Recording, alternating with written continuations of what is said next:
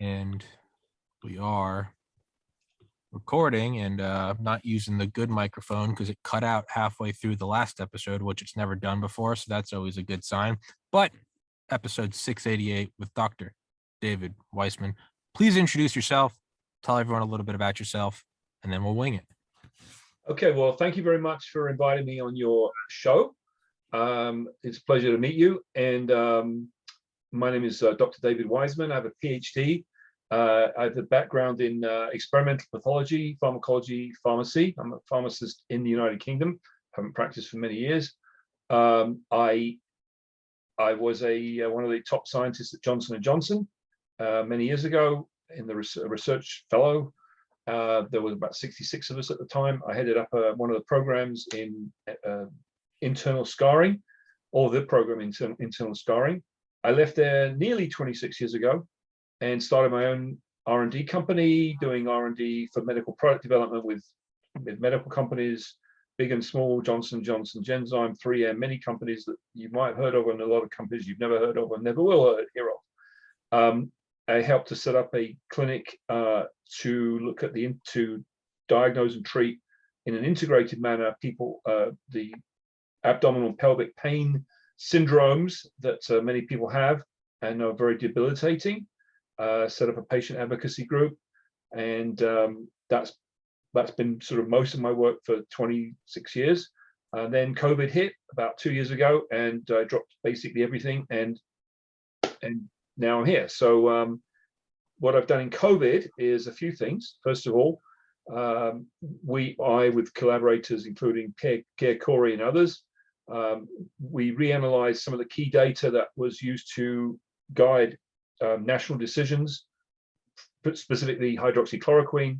One of the studies was published in June of 2020.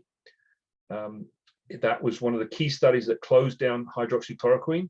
We obtained the raw data. We found that there were data missing. We obtained the missing data. And once we did that, we turned the study around. So we actually showed there was a 42% benefit of a reduction in COVID when you used hydroxychloroquine in a post-exposure prophylaxis setting. New England Journal of Medicine didn't want to publish that. We might have been able to save hundreds of thousands of lives had they published that. So that was a key study. That's a very important study that was one of the two studies that closed down hydroxychloroquine.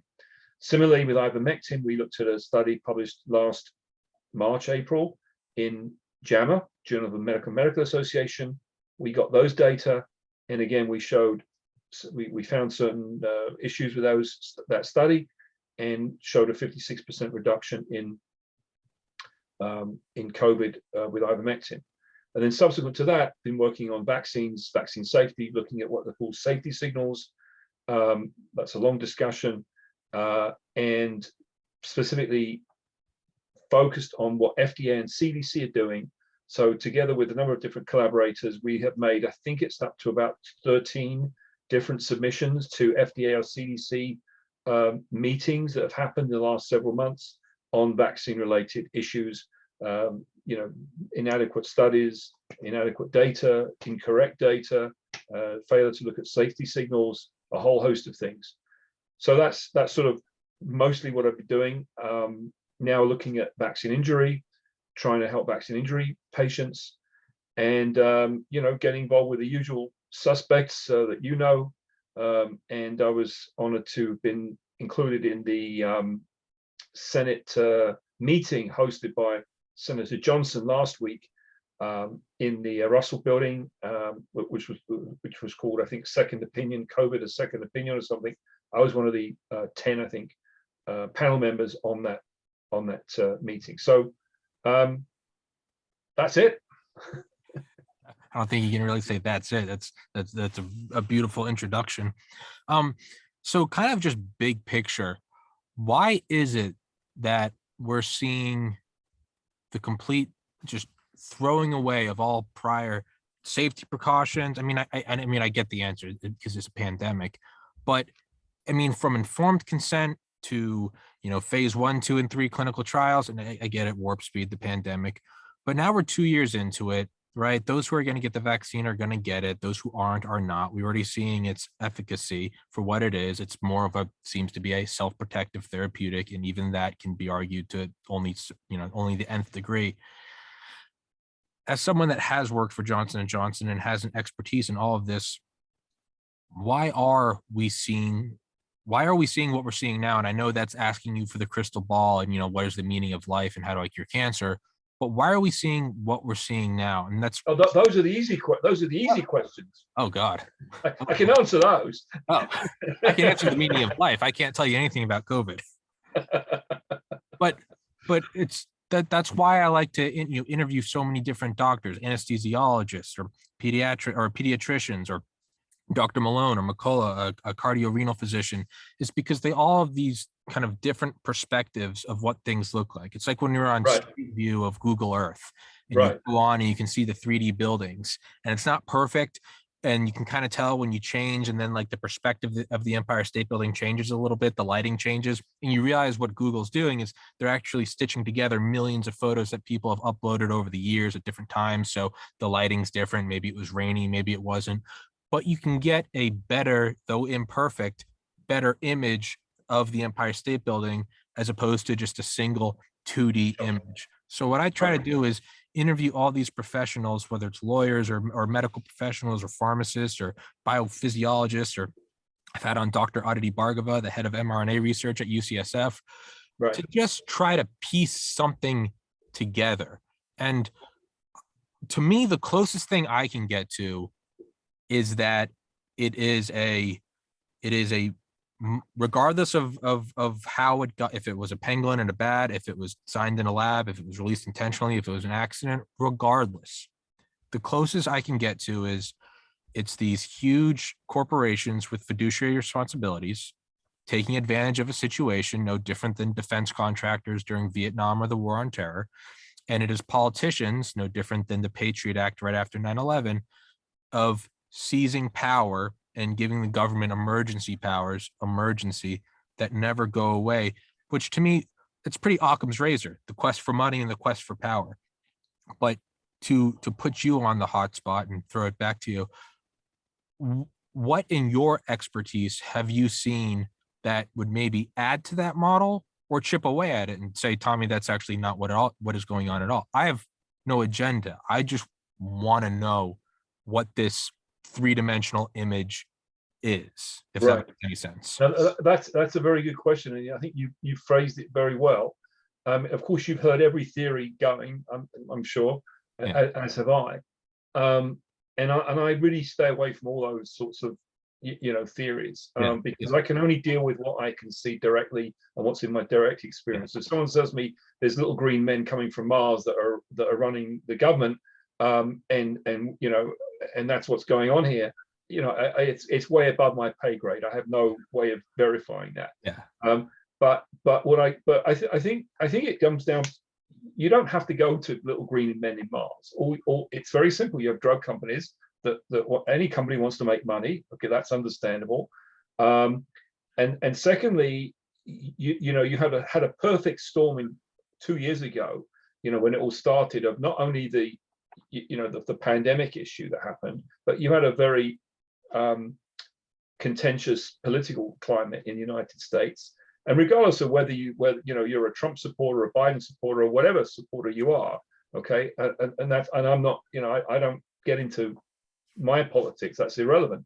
But you have to admit that it was a highly contentious political environment with an election year coming up. So you had a perfect storm of lots of things that were going on, and that only made things worse. So on top of that, you have what I felt.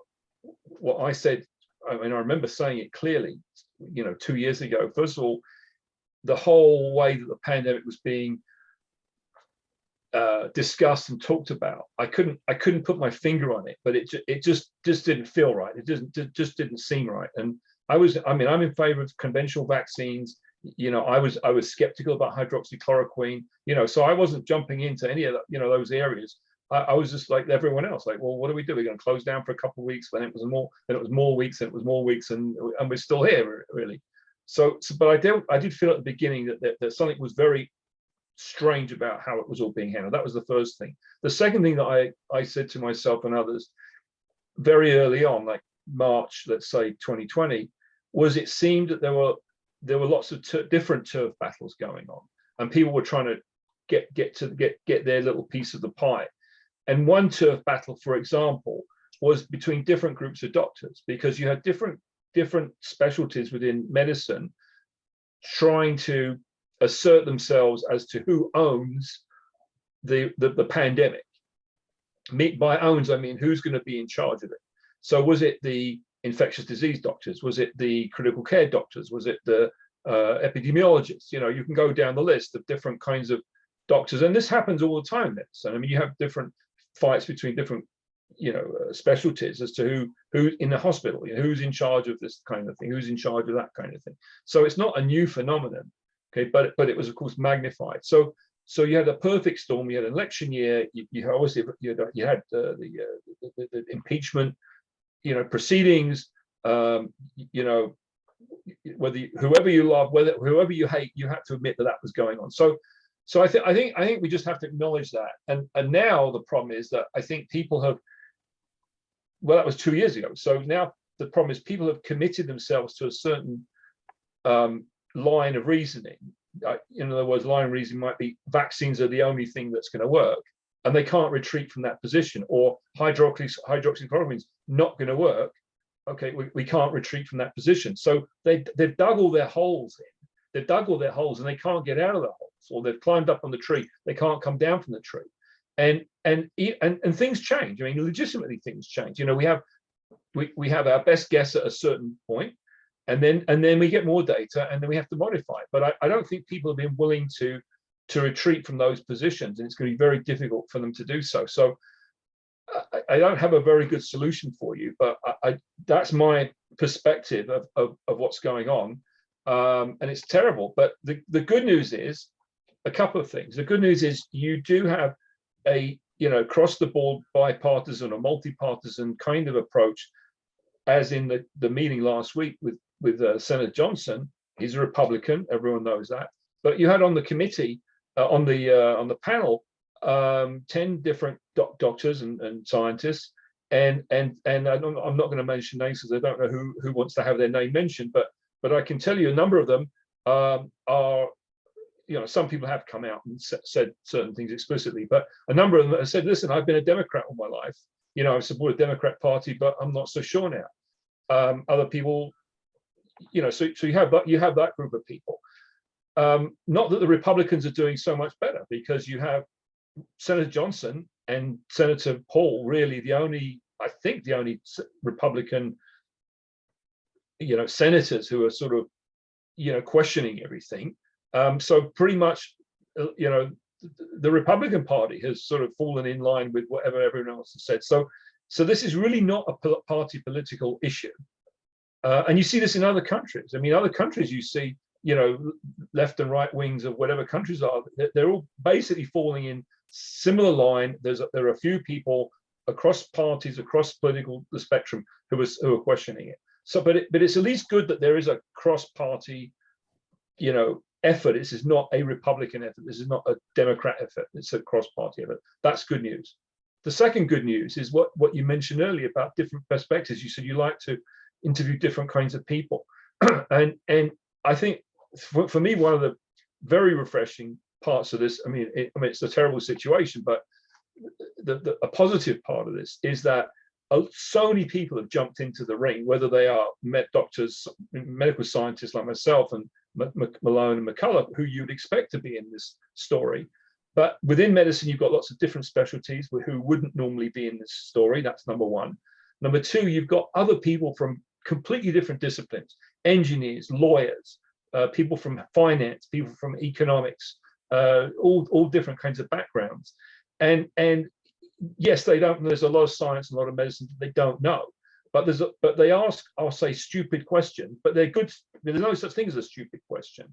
And you need to have people challenge you and say, you know, well, why does it have to be this way? Or why does this thing work that way? And you know, I've never had to explain that to someone who doesn't know the basics. But when I'm forced to try and explain certain things to an engineer, you know, a mechanical engineer or or a healthy or a Wall Street, a quant person or whatever, I'm forced to really think about it, and that's really good. And they ask very good questions that force us to get to an answer. The second thing they bring to the party, which is extremely valuable, is that in all those other disciplines, they have their own particular methods of analysis and methods of inquiry, which in the biomedical field we've never seen before. We're not used to seeing a certain type of statistical analysis or whatever.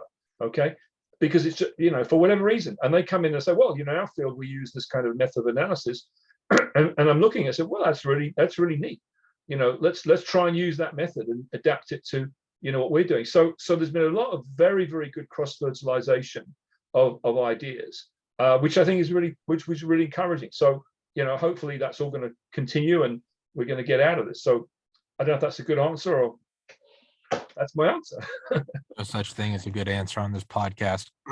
I scream and ramble about everything and never connect anything. And then by the time anyone realizes that I didn't give an answer, the podcast is over. So maybe I can run for political office, I could do the same thing. But no, I think that's a good point. And I also think it's a good thing to the people asking about it that are forcing you to answer it, right? Was it Einstein? If you can't explain it simply, then you don't understand it well enough. Right, and right. That's what I loved about, I was a biology major in college. I loved organic chemistry. I loved physiology. I loved cellular biology, because to me, I knew I understood it when I could make a simple example of it. Like that's a very good test. Like passive diffusion versus active diffusion and membranes. And I would be like, this is like just going into a party and no one cares. Whereas active diffusion is like, there's a bouncer outside of a bar, and if you have a hot girl, they'll let you in. But if it's just a bunch of guys, they won't let you in. And I could just find these simple lowbrow examples, but they made me, and that's what helped other people would love my study guides, because I would try to boil it down to that. Which, as a side note, I have yet to ever have someone explain cryptocurrency to me simply, which to me says no one understands. I'm waiting for that moment. I am waiting for that moment. I will wait when someone can sit me down and explain it as the birds and the bees, but it's always this, but that's neither here nor there. Well, I'll tell you, I'm going to give the challenge. I'm going to mention his name. If he's watching, I'm going to lay the challenge down to the person who I think, if anyone can do it, he'll do it. It's Matthew Crawford. I don't know if you know him. He writes a very good Substack, and he was on Wall Street, and he's into cryptocurrency and Bitcoin, and he writes a very nice Substack, different kinds of articles. And I think if anyone can explain it, Matthew. So if you're watching, Matthew, here's your challenge. I've never heard Tim Dillon, the comedian, ask Lex Friedman, who's a great podcaster, a couple weeks ago, and even Lex, who's like a brilliant MIT mathematician, he was kind of word babbling for like 5 or 6 minutes. And I was like, no one knows. This whole thing's BS. It's all a house of cards. But on that note, it's probably good when you have engineers or Wall Street executives asking you, so why is this going on? Because you have to go back in and explain it, right? It's kind of like the child asking you something, like, why are people mean? And you kind of pause and you're like, well, are they born mean? Well, you're like, no, some people have bad things happen to them in life and they become bitter, and it makes you re-examine it. So are there any examples of that you can give me, of where people have asked you to explain things, and that re-examination has perhaps within your own 3D image, sort of like a meta scaled down, has it made you re-examine? Like if someone asked me, Tommy, why are you doing podcasting? I don't know. It's fun. I get to talk to people. What's much deeper? Well, I was miserable for a long time. I got into medical school, realized I didn't want to be a doctor. I did a lot of soul searching. I lost a brother to suicide in 2014. I was doing a lot of drugs. I gained a lot of weight. I moved home. I wanted to find a way to make money. I worked at a liquor store. I was miserable. Now I enjoy doing what I like to do, making money. You can dive deeper and deeper and deeper. And I guess if you really wanted to, you could probably surgically go back, and next thing you know, I'd be talking about my childhood. What questions from individuals and what modes of self-examination have you maybe relearned it yourself, where you go back to that biology study guide? Well, that's a really good question. Wow. Now you're here with.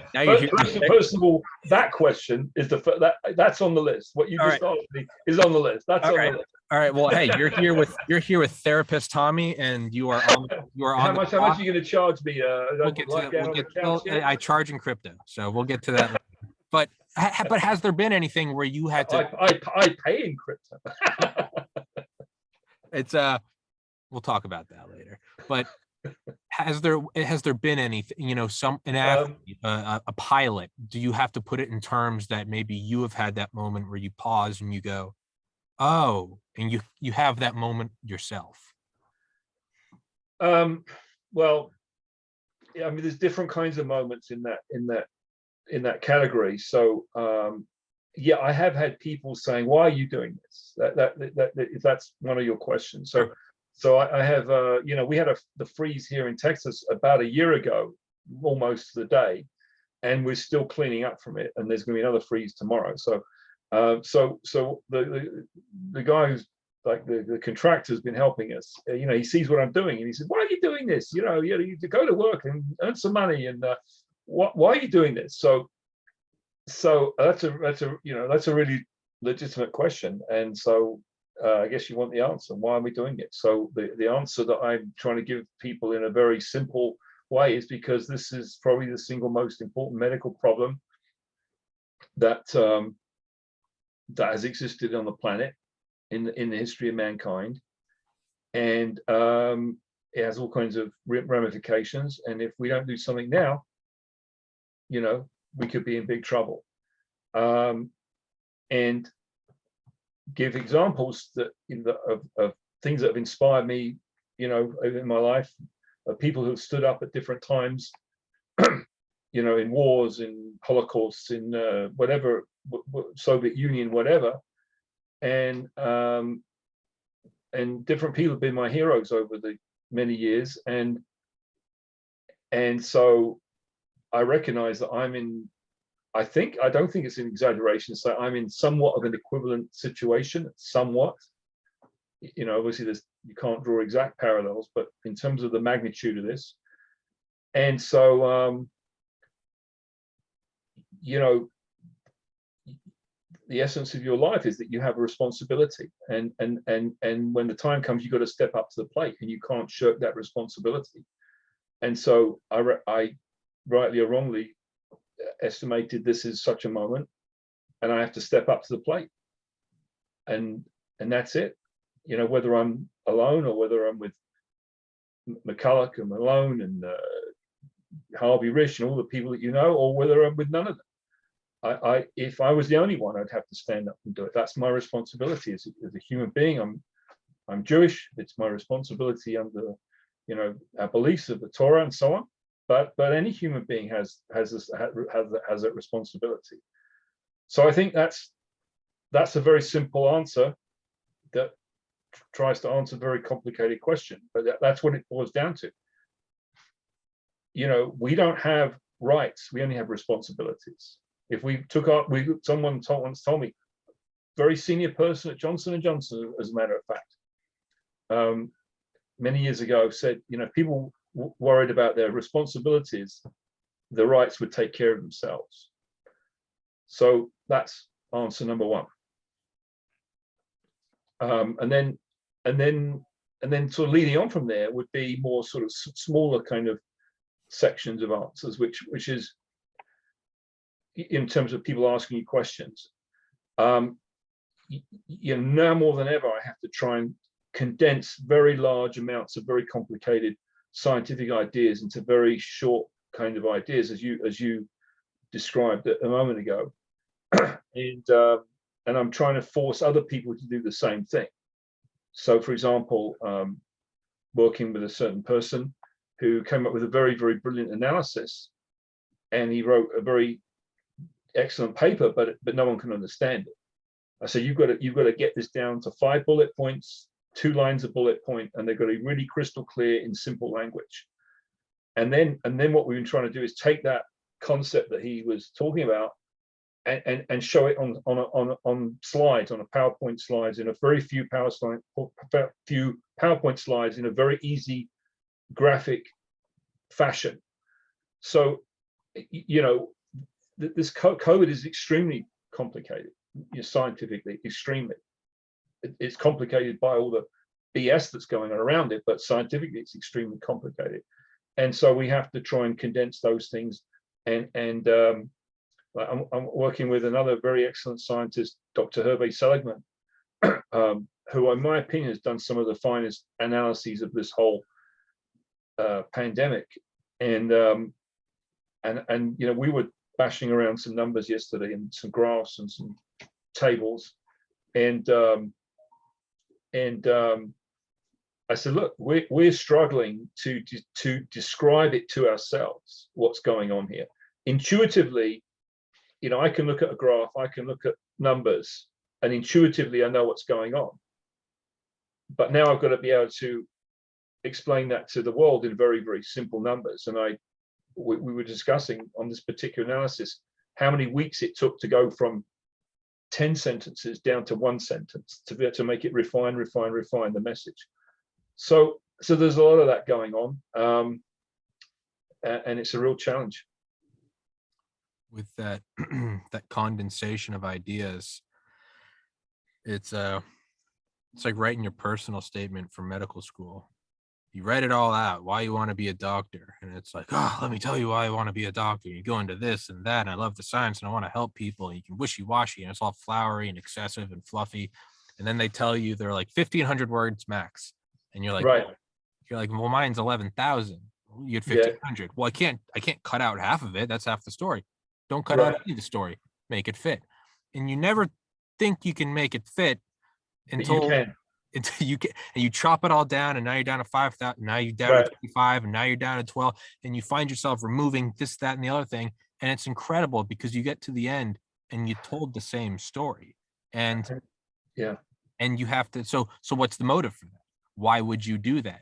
If you just told me to write a story and then condense it, I'd be like, screw off, dude. I got a podcast. I got to run.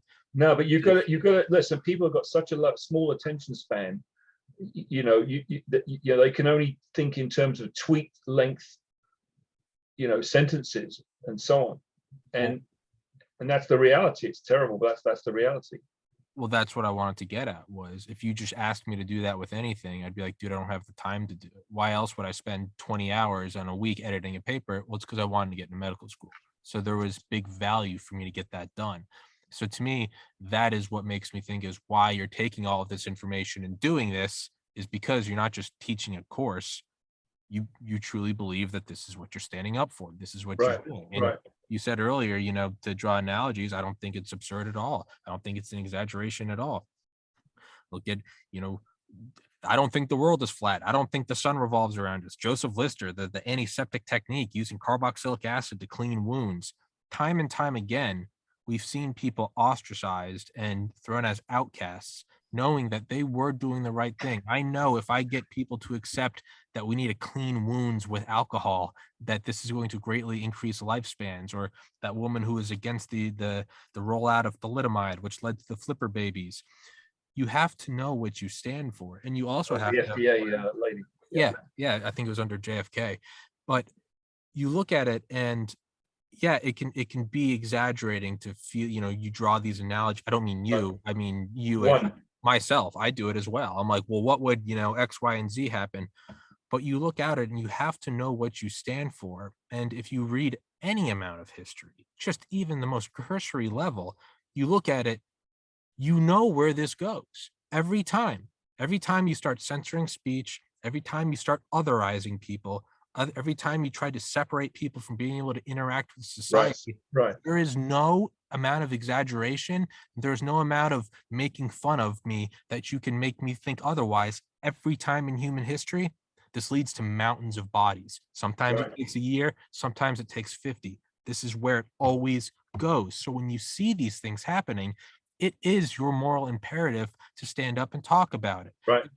I love this podcast. I love talking to friends about stupid stuff, UFOs, or, I have on guys that have been in nuclear submarines and Delta Force snipers and all this cool stuff. I never set out to make this a COVID podcast. Like that guy asking you, why do you do this? Why not go out and make money? Why am I doing 3 COVID podcasts a day? McCullough sends me 10 guests and I want them done in 3 days, because I know what's going on. And if you can't see the writing on the wall, that's not my fault. but I know what I stand for and I know what I'm looking at. And if you don't see it by now, I don't know what else to tell you. But it's like an anaconda kind of wrapping itself around the world. And it's still happening very slowly. And it's happening slowly enough that we can still take the sword and, cut its belly open. Right. But if we Right. don't do it, we're all going to be suffocating. And God willing, we somehow get out of it on the other end in 80 years, just like 80 years ago is 1942. In 80 years, or I guess 77 would be 45, our grandkids are going to be saying, "How did that happen?" And then they're also going to be saying, "Never again." So to me, it's like, And they're also going to be saying, what did my grandfather do? yeah, And so I'm very conscious, knowing what my family did and so on and so forth. In their own way, they did their bit, whatever it was. But I mean, I don't know if this is sort of selfish or egotistical to say or whatever, but I think we have to say, here's a moment. Did will my grandchild or great grandchild, please God, say, this is what my grandfather did. When that big event happened 70 years ago, 80 years ago, this is what my grandfather did. And that sort of inspiration has to carry through the generations, because I hope it never happens again, but there's a good chance it will happen in 100 years or 150 years, and people have to have those role models. So in my little way, I'm doing my little thing, in my little way. I hope it's contributing. And I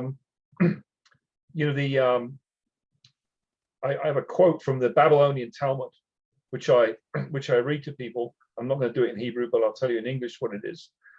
And it says, whoever has the ability to protest against the sins of his household and doesn't do so is punished for the sins of his household. Whoever has the ability to protest against the sins of his city but doesn't do so is punished for the sins of his city. And whoever has the ability to protest against the sins of the whole world and fails to do so is punished for the sins of the whole world. Those are the words. I mean, but you can extend it to mean sins, wrongs, whatever word you want to insert there.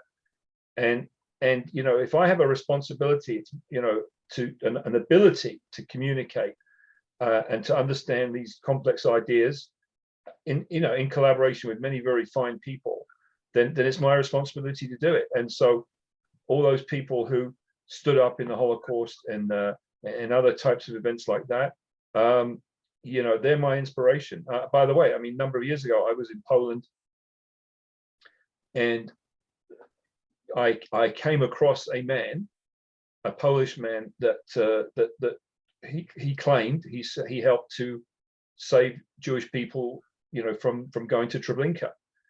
And through a whole long story, I was able to trace one of the people that he did save, and they confirmed his story. That yes, it's true. He did this and this and this, and everything's true.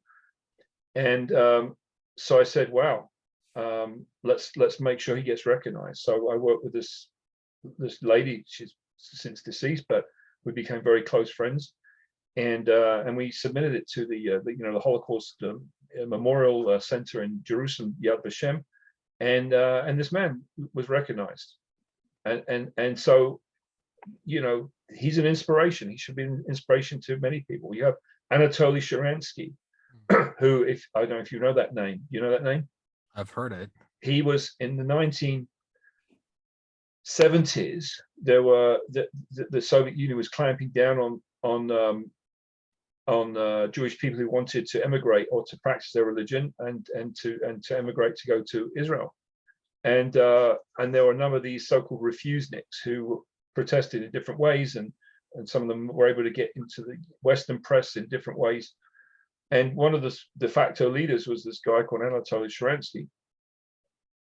And he eventually was arrested, and then a few years later, under I think the Ronald Reagan government, he was released in a spy swap kind of. He wasn't a spy, but he was released in a spy swap type of arrangement. And you hear his stories, how he just kept firm. And we would, I recall going on demonstrations and so on and so forth. And I know many people did many things much more than I did. But these are all role models. These are all heroes. And so we have it's our moment now. We have to stand up and, I can never be an Anatoly Soronsky or a Milobetsky, Kazmierz, or maybe I can. And we don't know what we don't know what anyone's capable of. These are just ordinary people minding their own business, but their moment came to do something, and they did it. And so, the question that I've asked myself in a different context, but I think applies to this context is, on the one hand, people can say, well, what's the consequences if I stand up and if I speak out? Well, I'm going to lose my job, and I'm going to lose my friends. I'm going to, blah, blah, blah, lose all kinds of things. And that's the calculation that's in everyone's mind. Now, I can't put myself in everyone's individual shoes, and I wouldn't presume to. But if that's the only question you ask yourself, then you're not asking the right question, because the question should not solely be, what is the risk? What is the consequence if I do this? If I speak up about what you feel is wrong? That's not the only question.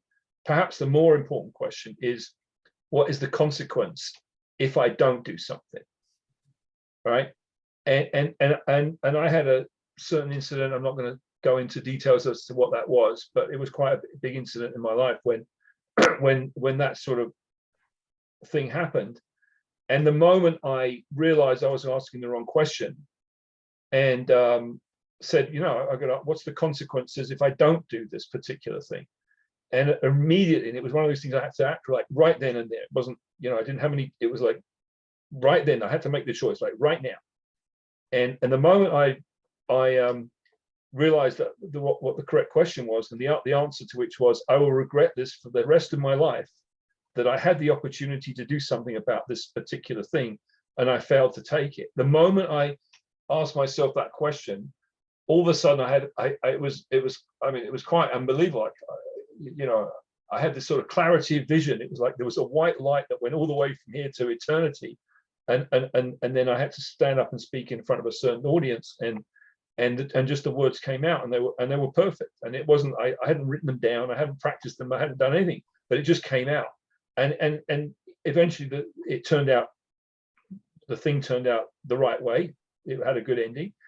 But that's the point. I think everyone has to, and this is so important. There's so many people who are bystanders in this story who, if anyone's listening to this conversation that we're having and saying, well, either you're either someone who really is on particular, you were so committed to the narrative, there's no other way. Okay, I'm sorry, that's your opinion.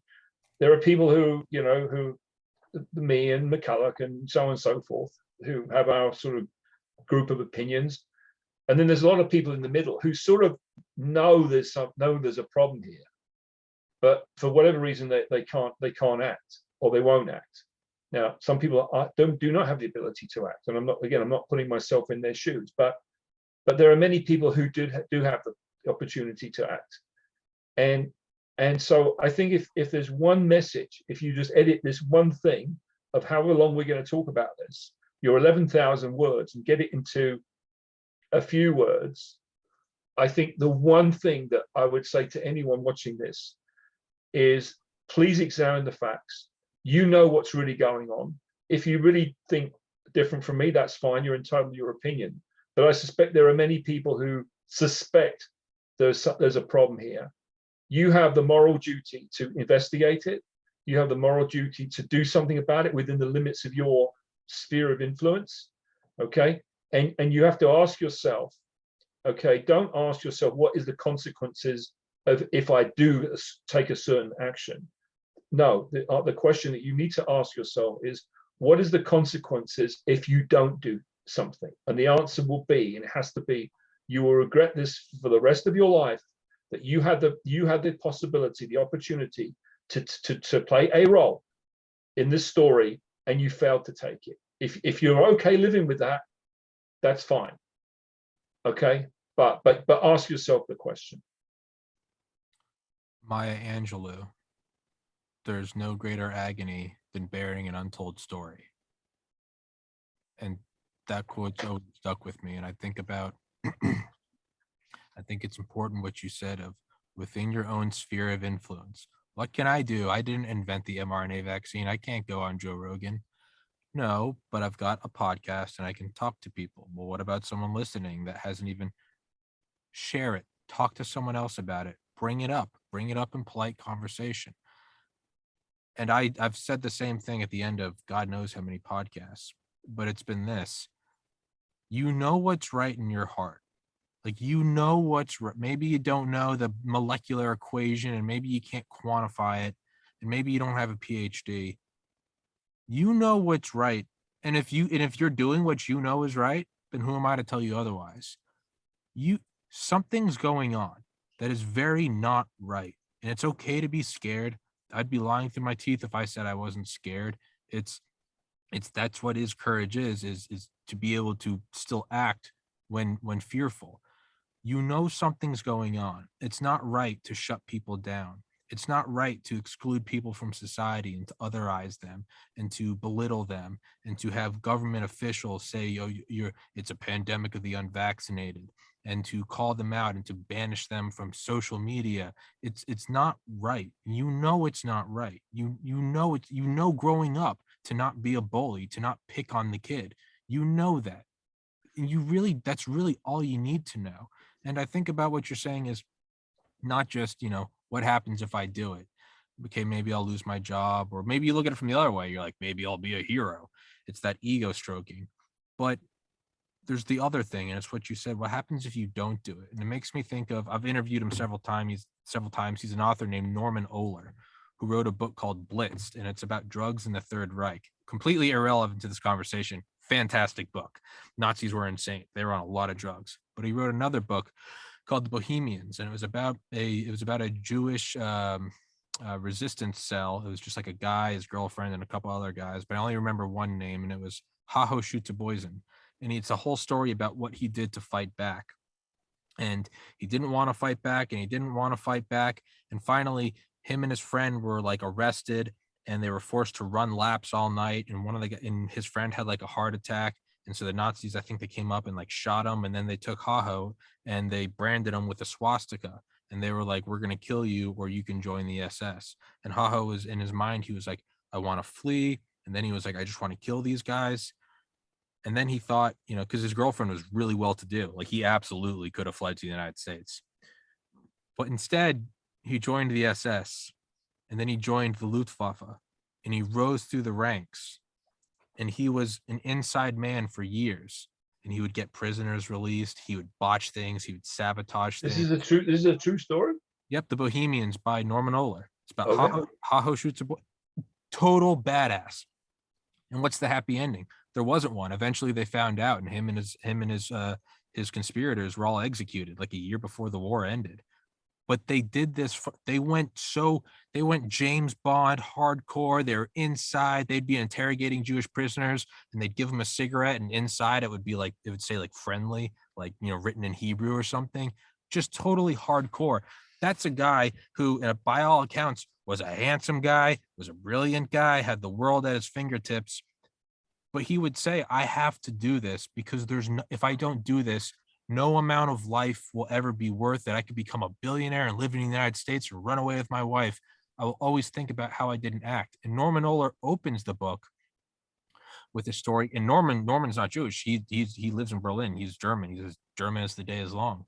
He opens the book with a story about his grandfather, and his grandfather telling him a story when he was a kid, when Norman was a kid, about how he worked at like a railroad switching station. And they always did like livestock for years. That's all what he did. This is what he did every day.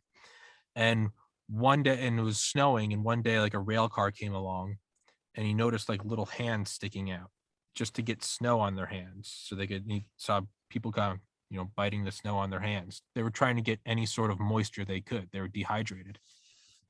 And like whenever like a rail car would switch, you'd have to come up and give them the papers. What is it? Is it apples? Is it sheep? Whatever. And like a German guy came out and was like, basically like, this is cattle. He was like, what kind of cattle? Something, I don't remember what it was. But he said it was something that it clearly wasn't. And he knew that like he could have done something. If he made an act, he probably would have been shot. Maybe he could have misled him. Maybe he could have said, hey, the railroad's messed up today. But instead, he said, yes, it's cattle.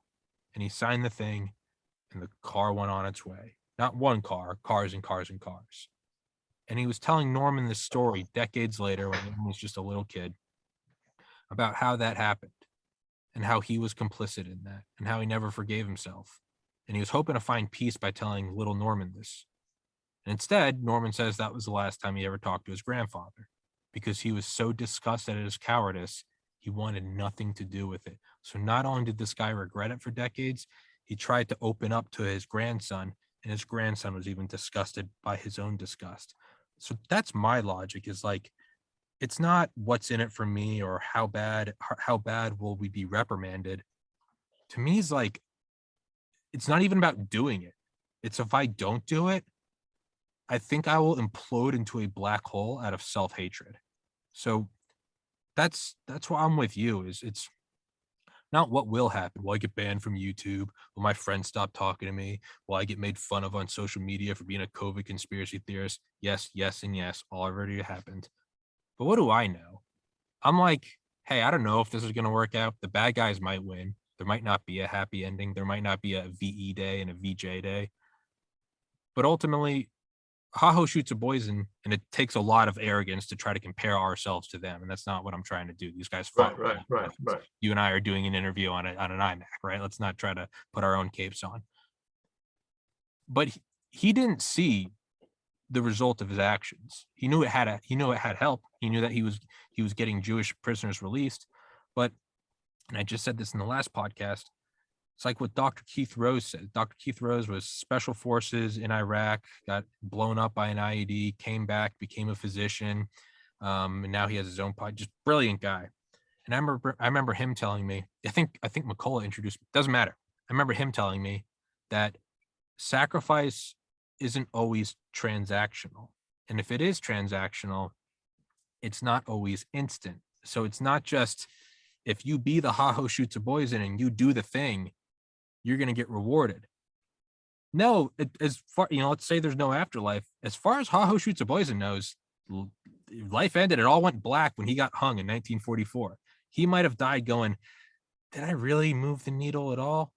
But he did, because he was part of just one resistance cell, which factually led to, amongst the Soviet Union and the Allies, collapsing the Third Reich.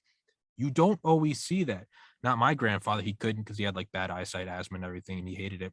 But his brother was 18 years old on Omaha Beach on June 6, 1944. He survived. And he lived until up at, like, I think maybe 5 years ago. FBI, kids, grandkids, the whole thing. He got to see the reward for his sacrifice. We beat the Nazis, we beat the Japanese, we came on home. There are a lot of guys that on D-Day, that gate opened and a bullet went right through their head. They never got to, maybe they got to psych themselves up. They're going, I'm deploying, I'm going to protect my home. But they didn't necessarily get to see the trophy. So like a Van Gogh that he never got to just get the riches. There was no, he's Kanye West. No, it's way after he's dead that he becomes the best. So that's my logic, is it doesn't even matter. I'd love to see the day that we win and that we break this tyranny, and it's love and happiness and utopia, and we enter another golden age like the 50s and 60s. It might all collapse horrifically, and we'll die and we'll be killed. We probably will, because I've interviewed Malone and McCullough, and now you. We're definitely on the shit list. But I don't care, because I don't know if it's transactional or not. I'm at peace knowing I'm doing the right thing. And more importantly, I don't even have to contemplate the reality where I'm not doing the right thing, where I would just be sitting there until I'm 80 and then telling my grandkid, I could have done something. I had a pod. It was small, but I could have at least. I was friends with McCullough. I mean, I probably could have done something, but I didn't want to get banned, and a lot of people were making fun of me. So instead, I just reviewed Game Boys, and then the grandson walks away from you. To me, I'd rather walk headfirst into the fire with little to no chance of survival, but at least, and as you said in the opening minutes, whether I've got an army of guys to my left and right, or whether it's me just walking to my death, or just being outcast from society. It's fine. I know what I'm doing. Is it scary at times? Sure. Do I get scared shitless at times? Sure. You know, Joe Rogan has ex-Navy SEALs as security. I've got a deadbolt, but it's okay because it's okay. I'm at peace with it. Good. For that ramble. All right. So now what? Now what? Now we've solved everything. I think we have to keep doing what we're doing. I think it's very slow, right? I mean, we can go on this big thing about how we're doing the right thing, and then we just kind of, and anyway.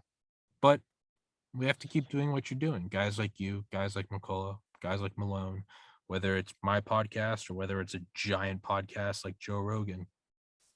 As you said, we have to act within our own means and in our own spheres of influence. Are you and I moving the needle today with this podcast? We are. How much are we moving it? I don't know.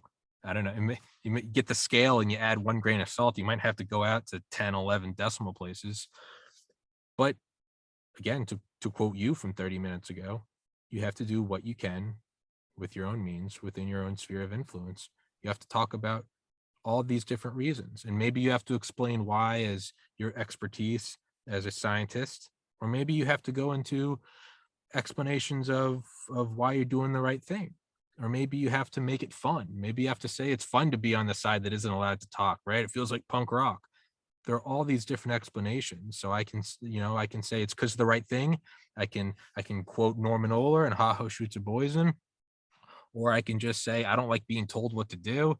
I can just say this is medically wrong. You should have your own choice. I can go to VAERS data. There are all these different tools you can use. What tools do I have? A camera, a microphone, and an inability to stop talking. So I think to answer that, now what is we do this. We talk, you did your thing, testified, and you keep doing it. Even if you're exhausted, you keep doing it and you go on podcasts, big and small, and you talk about what's going on to help push the needle. Is it a whole lot? No. Is it enough that I won't feel like I never did anything? It certainly is. So I don't know. How do you and I fix it? I don't know. I think I'm doing as much as I can, and if I'm not, I'm going to try to do more. But I'm gonna throw it to you now because I just talked for like 10 minutes straight. What do you want me? I don't know, man. I don't know. Well, I mean, I think. Okay, so now we're gonna roll up our sleeves and say, okay, now what is it we're gonna do? What does the solution look like, and how we're gonna get there? And you know, it's great to have podcasts. People need to hear this sort of stuff, but you know, what are the steps that people can do, and what they've got to really ask questions of their politicians and their representatives in Congress and the Senate. You know, we practically, you know, we're a year into the Biden administration. People are already looking towards, you know, midterms and the next presidential election. And I think if you want change, people have got to start thinking about how they're going to get change. And so people should be asking their senators, their representatives, did you vote in favor of the mandates? You know, if people want to take a vaccine out of full informed consent, because they think it's the right thing, that's up to them. I mean, as long as they've been given all the information. But to have it mandated in the way that it is going on is, you know, violates a lot of things as you've described. So I think people have got to, that probably will be a central issue that people are going to ask their candidates. Where did you vote on this? Where did you stand up on this? Because frankly, if someone wants to make a point, oh, I'm all for the environment, or oh, I'm all for free trade, or I'm all for,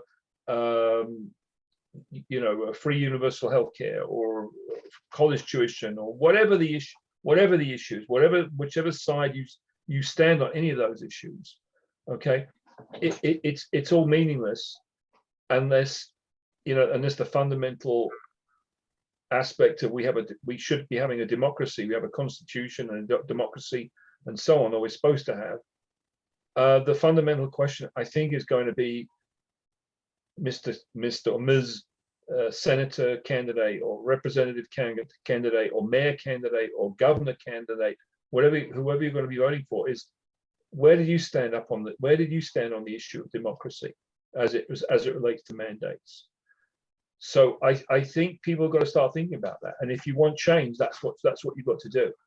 And I think the moment that politicians realize that they will be held accountable for their decisions, then only then we'll have a chance of changing. Now, everyone else in between who aren't politicians, they're going to try and do their stuff as well, and we've got to get to those people as well. But you want to change anything, you got to get to the politicians, and you basically got to put it to them. If you don't stand this way on the issue that I'm interested in, I'm not voting for you. You're not getting my vote. You're not going to get elected or re-elected if you don't come out strongly against this. You could be in favor of all the things that I'm personally in favor of, whatever your political affiliation was. This has nothing to do with party political affiliations. If you're in favor of pro-life, pro-abortion, anti-life, anti-abortion, medical care, universal college tuition, minimum wage, all those things. We should have very strong debates about all of those important issues. And people have gun control. People have all these important things to talk about. Absolutely, they are extremely important issues, but they pale into insignificance, right?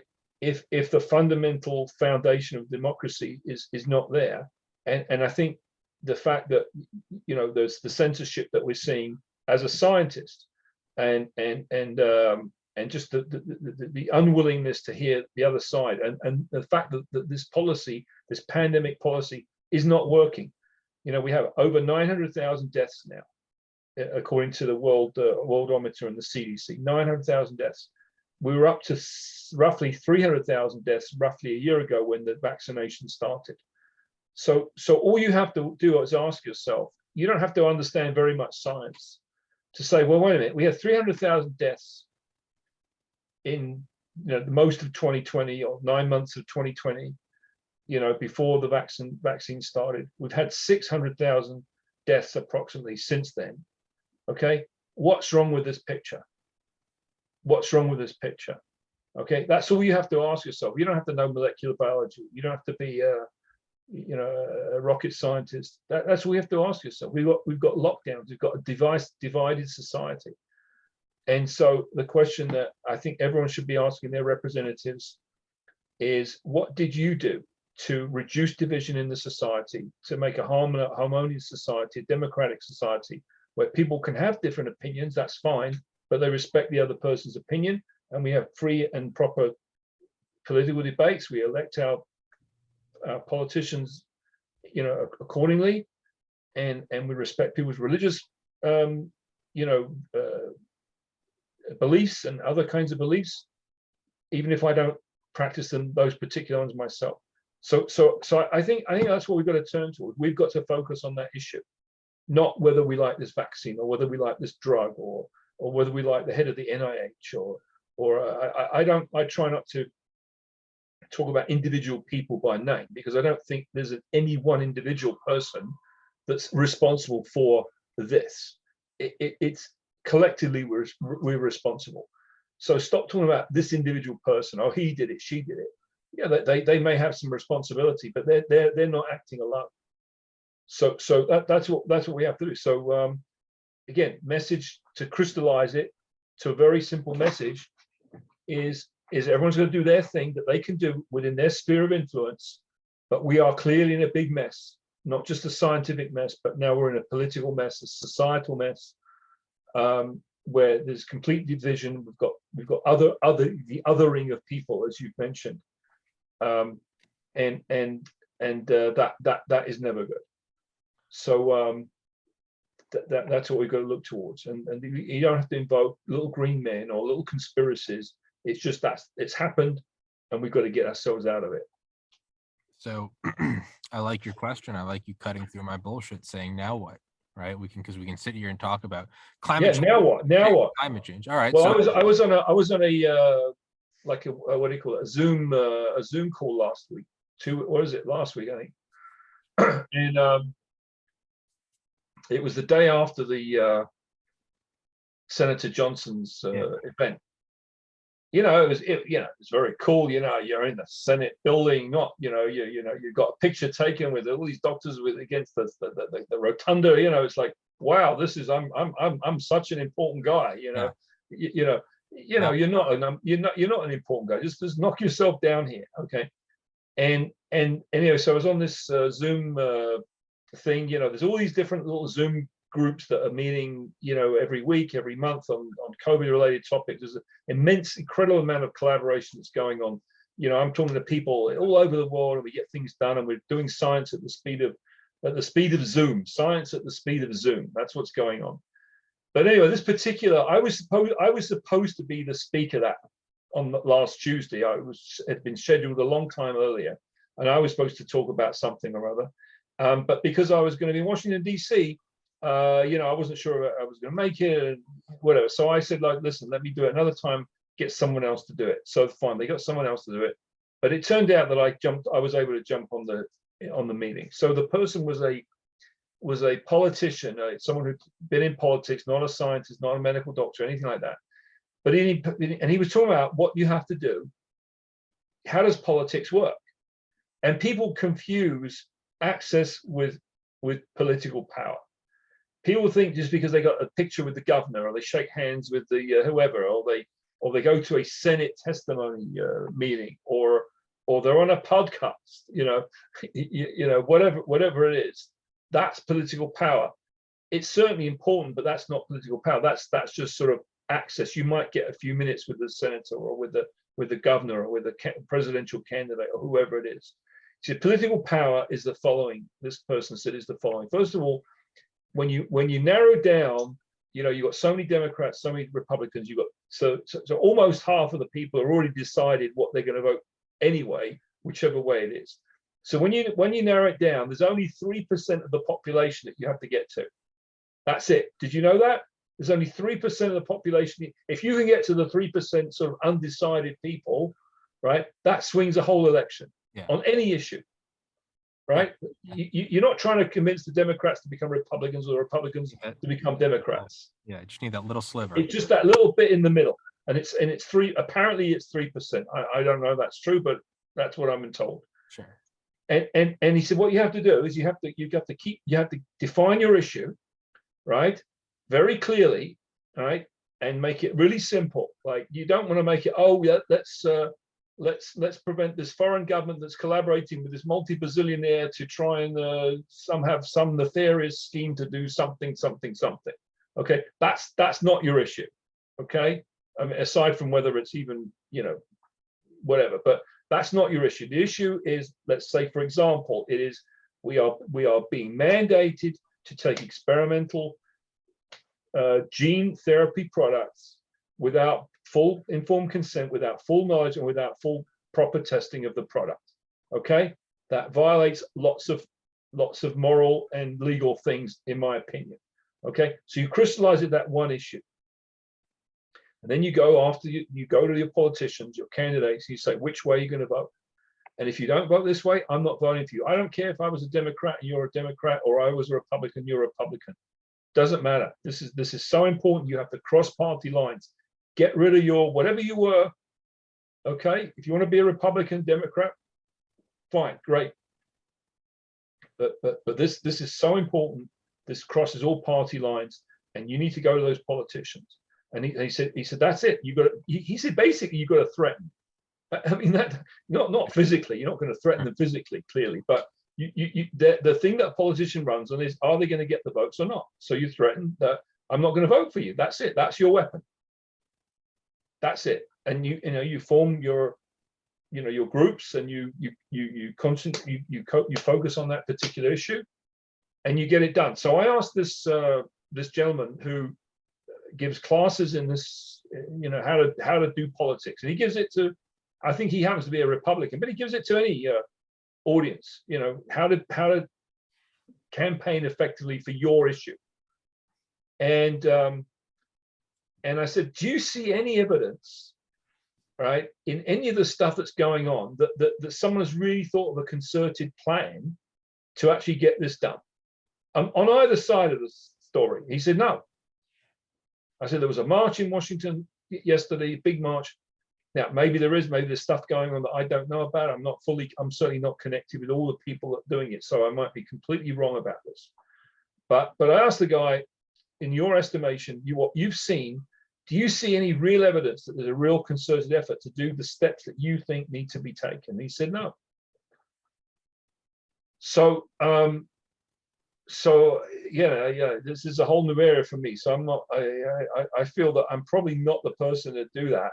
I'm the person to do the science and do the analysis and put all the information in front of people. That's what I know I can do fairly well.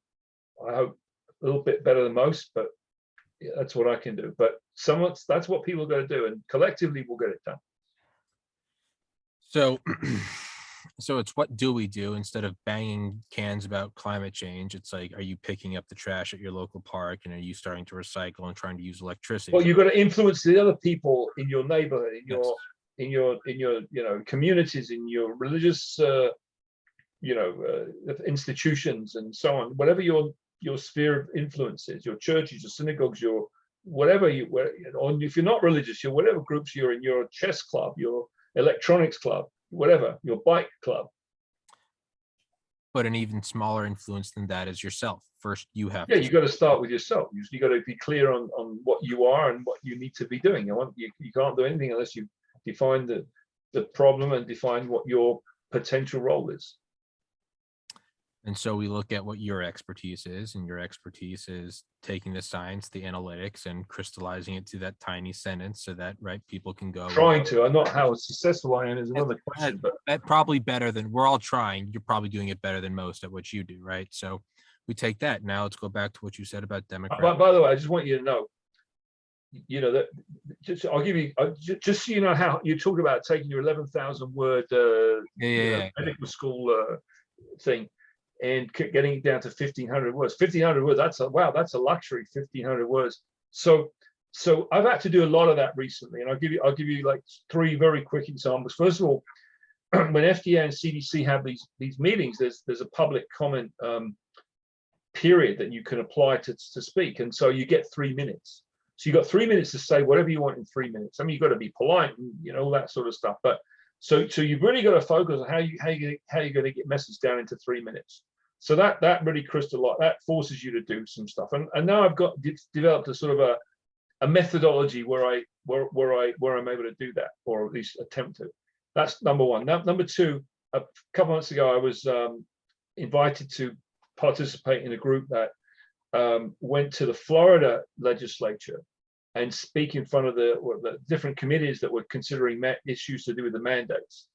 And I was told prior to the going to Florida that, okay, you're going to be speaking for 6 or 7 minutes, and you can bring slides, PowerPoint slides. Okay, so I'm preparing all my slides. I'm getting it all ready. I get to the hotel the night before. I'm like making it a bit sharper, a bit crisper, getting the order right. And I get to the Florida, Capitol building, and the guy who's sort of leading the pack, Dr. Littell, said, well, actually, you're only going to get 5 minutes and no slides.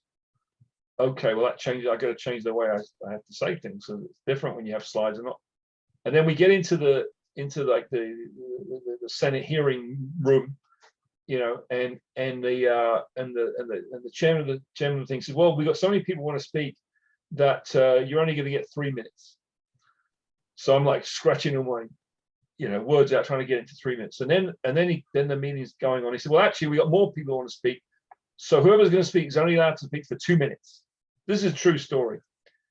So I thought, I'm scrambling. You have to do it like right there and then. And then, so after I got everything down to 2 minutes, I'm counting the words. He then says, oh, actually, I'm very sorry to tell people, you've got 1 minute. You've got 1 minute. This is a true story. This really happened. And I'm scrambling like right there and then in this Florida Senate thing. And I'm scratching all the things. I got my computer trying to, move this word around. So I stood up and I said, well, thank you for inviting me, asking me to speak or allowing me to speak. I had 10 minutes and 30 slides. I'm going to get it all in 1 minute. I think I was about 1 minute and 20 seconds. He let me go on a little bit. So if you have to get it down to 1 minute, you can do it. So and then when the Senate, this Senator Johnson's meeting, I had 3 different drafts of what I had to say. Well, first draft was saying it in a certain way, and I spent hours on that, and I knew I had to have about 500 or 600 words, and then we had different sort of preparatory discussions. We really need to emphasize this and not emphasize that, and blah blah blah. Okay, so I rewrote the whole thing again. That was another few hours, and then a couple of days before, well, actually, we really need to say it this and this and this way. So I got to the hotel on the Sunday night. I was 6 hours up until like 1 a.m, rewriting the whole thing again, 3.5 minutes. So to write something for 3 minutes is very hard, but but you got to crystallize it, get it down. So go and watch my thing and see if it was worth it. And what I said was, I decided to put it in very, I hope it worked. I don't know if it did, but I thought everyone was going to stand up and give the science and molecular biology and that sort of thing. So I thought, let me do it a different way. And what happened is a friend of mine from Brazil, Felipe Rafael, who's got a very good blog, writes very nicely. He called me a couple of weeks ago and he said, you got to see this movie. Don't Look Up. Have you seen it? Have you seen it? You know the movie? I've heard of it. You heard about it, right? So he said, you got to see this movie. I said, what? I don't have time to take a shower. Go see a movie. He said, go. So I looked at the trailer and I found out what the movie was about, and for the benefit anyone who's watching, it is about Leonardo DiCaprio and Jennifer Lawrence, and they're astronomers, and they discovered there's this asteroid that's going to head towards Earth, and it's going to cause major damage, and the whole planet's going to be extinct. It's going to become extinct, and so they're trying to tell everyone about this and take precautions and whatever. It doesn't happen. So they're being marginalized, they're being censored, they're being all this stuff othered. So I said to my friend, I said, I don't need to watch the movie. I've been in this movie for the last 2 years. Yeah. So I began to talk like that, and then sort of try to make it. I'm not got a very good movie voice, but sort of like a trailer. See this movie and see how they did this and see how they did it, and try to make it like a movie thing. So I hope it was a bit less scientific, and a bit more in the sort of common language of people. Maybe it worked, maybe it didn't. You can look at it and decide. But you have to crystallize the message. That's it. So if we look at, what can we do, now what, right? Well, I agree with you 100%. We can all have our pet issues: gun control, pro-choice, pro-life, Medicare for all, free college, whatever, social programs, military. None of those really matter when there are these core issues. Like, are we about to divide society in half? Are we about to resegregate? And because of that, I think you see a lot of people dropping the D or the R. And they're saying, I'm going to go for the guy that's against the mandates. And so to answer your question earlier about now, You're dropping the D or the R, what do you mean by Democrat, that? Republican next to right. R. So I look at what can I do? Well, I've interviewed Joe Kent, former Special Forces, who's running for Congress out of Washington State. Interviewed who's fighting against the mandates. I had him on here with Dr. Malone. I've had on Mike Collins, who's running for Congress out of the state of Georgia. He's a second-generation trucker, and he is now going to, if he wins, go up and push against the vaccine mandates for the trucking industry at the borders. I've had on Mike Durant. Mike Durant's running for Senate out of the state of Alabama. He is a military veteran. The movie Black Hawk Down is about him. He is the helicopter pilot. When he came back to the U.S. in '93 after the whole thing in Mogadishu, he started his own defense contracting company called Pinnacle Solutions. He's grown it very successfully. It is a defense contractor, a preferred client of the United States government, specifically the armed forces. He is running because he is seeing how the mandates are affecting his own company and thus the readiness of the U.S. military. So we have these different people running for Congress, running for Senate, all against the mandates. Now, what can I do for them? I'm not Joe Rogan. I can't do a whole lot. None of them are doctors. So what they can do and what they can use is doing interviews with doctors so that at least they can say, hey, I'm not a doctor, but when I sat down with, so to answer your question, what now what? Well, that's what I've done. I've done an episode with Oh, Kent Malone. That's what I've done yesterday interesting. with Interesting. Colin and Dr. Hodkinson. That's what I did 2 weeks ago with Durant and Dr. McCullough. I do what I can do where I go, let's do a 15-minute or a 2-hour, whatever. And so when they are out on the, the party trail or the campaign trail, and someone says, Mr. Ken, you're a Green Beret, that's Admiral, but you're not a physician. He can say, no, I'm not. But when I sat down with Dr. Malone for an hour, and you can pull it up, who has 9 patents relating to the mRNA. Mr. Collins, you're a second generation trucker. What do you know about this? Not a whole lot. When I sat down with Dr. Roger Hodkinson, a pathologist, Mr. Durant, you're a military veteran. Everyone knows about you. What can you say about this? Not a whole lot. But when I sat down with Dr. Peter McCullough, the most published cardiorenal physician in world history, you can do these little things. So asking, what now? That's what I can do in my little sphere of influence. So if you're asking what you can do, any future people I have on here, if you'd be willing to sit down with any of them, Sure. I can do that Sure. for you. So to answer your question, it's not all hyperbole. We got to fight. I'm doing what I can. It's minuscule, but I'm doing what I Little can. steps make a big difference. Sure. Yeah, so I can absolutely reach out to them and be like, hey, would you like to talk to this guy who used to work for J&J who's, spoke during the testimonies? I can do that. So yeah, that's my answer for what now what. But with that, I will absolutely put that in motion if that's something you're interested in doing. They're all, I don't know where you lean, and it doesn't matter where I lean. They're all running Republican, but the only reason I bring that up is because I think we agree it doesn't matter if it's D or R right Yeah, now. but if it was a Democrat saying the same thing, I would be fine. And if I can have a Democrat on here who's running anti mandates, I'd have him on here immediately.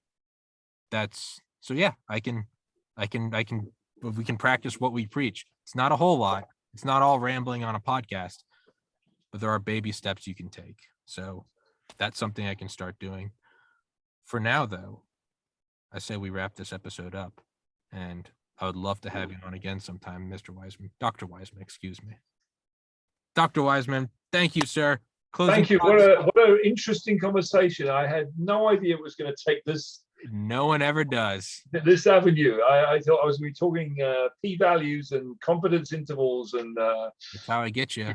And nucleosides and DNA and not a word. So I just said it. That's how I get you. I come in, I rip down all the curtains, and I light it on fire. No one knows what's happening, and then we get to the end, and it wasn't that bad. So, Dr. Wiseman, I will put that in motion. I will email all of those guys. I'll do it today. I'll make a note of it right now. But aside from that, man, thank you very much for coming on. Thank you. What a pleasure. Thank you very much. God bless you. I will send you this when it's up, and thank you again, man. God bless. Good. Yeah. Well, that was really great. So when do you expect to you're gonna chop it out a bit, or you're just gonna play it as it is? Right? We were speaking about an hour and a half, I think, roughly. No, I'm just gonna upload it. No, I just throw it up unless you want something now. No, it was fine. I mean, it was fine. What I'm doing, no, I just upload it raw, for better or worse. Wow. Okay. Okay. Well, send me an email with a link, and let's see what we. Yeah, I mean, we got all these people, the Parisas of the world, and who've got some interesting ideas and things that I'm not exposed to normally. So yeah, let's see where we go with it. Let's see where we go. Let's see where it goes. They all take their different turns. Okay, nice to meet you. You as well, sir. Dr. David Wiseman, God bless you, sir. God bless America. Everybody do the right thing and do what you know that you won't regret one day. With that, that's it.